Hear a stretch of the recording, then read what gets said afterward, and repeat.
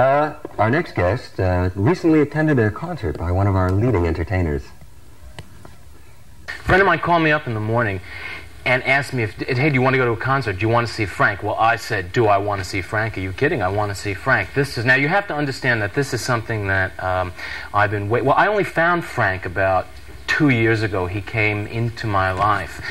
He'd been around for all this time. Naturally, you grow up with him, and he's the sort of the voice of adulthood and this kind of thing. Well, for me, at least, he represented adulthood. He represented Manhattan, Park Avenue, ladies in sables, and doormen with white gloves, and black cars, and cocktail parties, and this kind of thing. And but, you know, like Gordon Jenkins and all the strings and this and that, and, you know, I just wasn't very interested until I got a little older, and there'd been some tragedies in my life and some disappointments, and then I began to really understand Frank and understand what he was singing about. So when I started with the easy stuff, the kind of the swing, and then little by little got into the more difficult and more the stuff that's not nearly as accessible as the pop tunes. Anyway, needless to say, when my friend called up and asked me, do you want to go to this concert? Well, I was in seventh heaven, so we went, and it was at the Forum, and it was the Sammy, Liza, Frank concert. And we got there, and the entire parking lot of the Forum was just, like, it looked like the back lot of the Lincoln Mercury factory in Michigan. Just limousine after limousine after limousine. There were no cars in there, but just like 10,000 limousines, and they were all the same ones also. The same Lincolns, one after the next. And there were battalions of chauffeurs in black caps, you know, and they were just pulling up and dropping off. Well, everybody was there. It was just like, there were plumbers, and there were carpenters, and there were doctors and lawyers and their wives, and people dressed well and people dressed not so well, but they thought they were, and everybody was just so excited. And the tickets we had were they were gratis. They were given to my friend's friend by Frank's manager, and so we had great seats. They were right down on the floor. They were about 18 rows from the stage, and I don't remember if I said, yeah, they were $150 each, and I would have never been able to afford that, or would I have wanted to pay that either. Anyway, so we get in there, and Sammy comes out, and Sammy's all dressed. He's got this tuxedo on with this shirt. The collars are coming up to here, and he's got one of these bolero, not a bolero, a kerchief. I forget what. Some kind of scarf around an ascot. He's got this ascot, and it's tied like this, and the lapels to the tuxedo are like that, and he's wearing heels, patent leather shoes with heels like this, and he gets out and he's doing his shtick, and he's working the crowd, and he's doing the number, and he takes the jacket off, you know, and then the beads of sweat are coming down, and he's doing Michael Jackson imitations, and he's telling jokes, and he's doing the whole thing, you know, and then finally he finally winds up his little segment and goes off, and Liza comes out. I'm not a Liza fan, so I went out to have a very long pee and have a couple of beers in the hallway until she was done, and I came back in, you know, the crowd was clapping, and then the whole place quieted it down. And I have to tell you, Liza, they had a chair for her, and she was sitting, and she was spinning, I love a piano, and doing this whole number, right? And she had this, her dress was kind of crossed like this, and there was a bra strap that hung there, and I thought, who the, you know.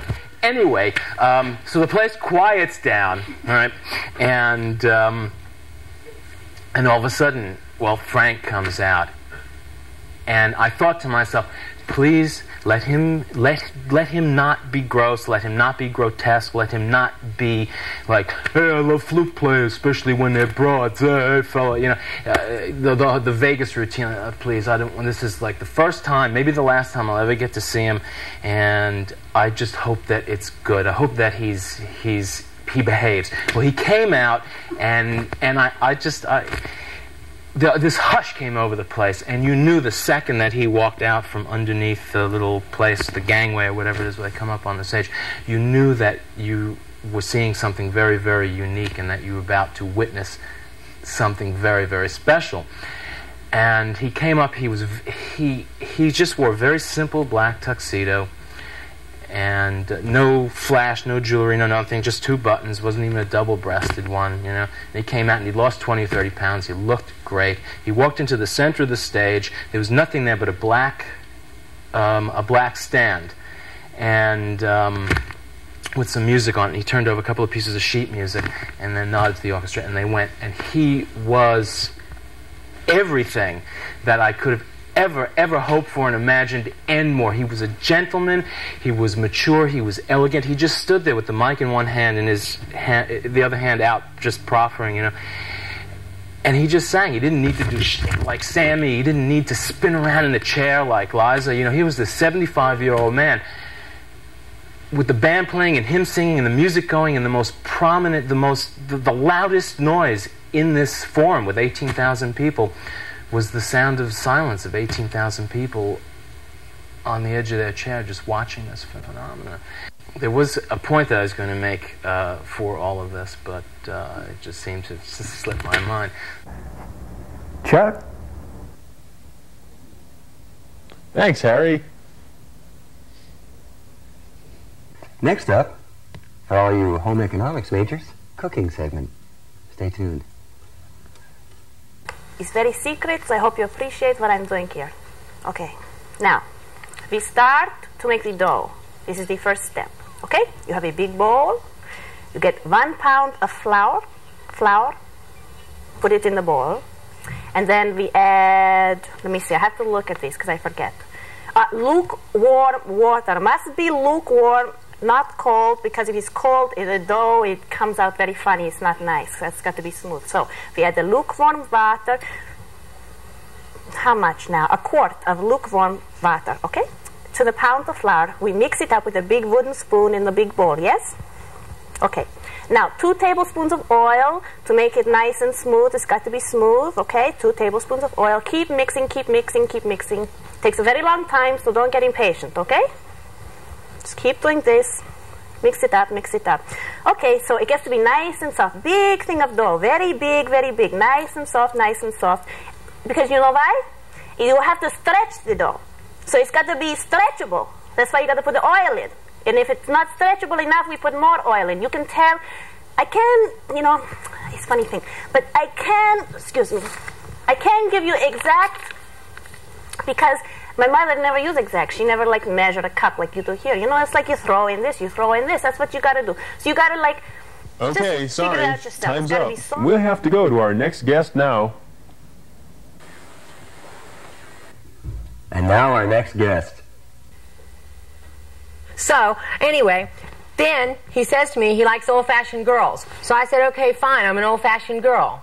What, am I going to argue? So, when he tells me what an old-fashioned girl is, he tells me that I got to learn how to cook and sew and stuff.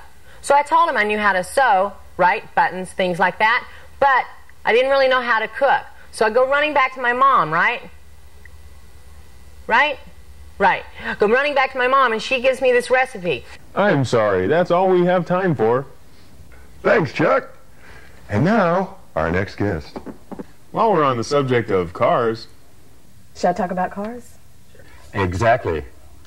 I had like about 6 girls in my car, and we were all camp counselors, and we were driving down to the beach on our day off. And as we were driving back, for some reason, it was an automatic, and I switched this thing into reverse after going, you know, really, really fast down this highway.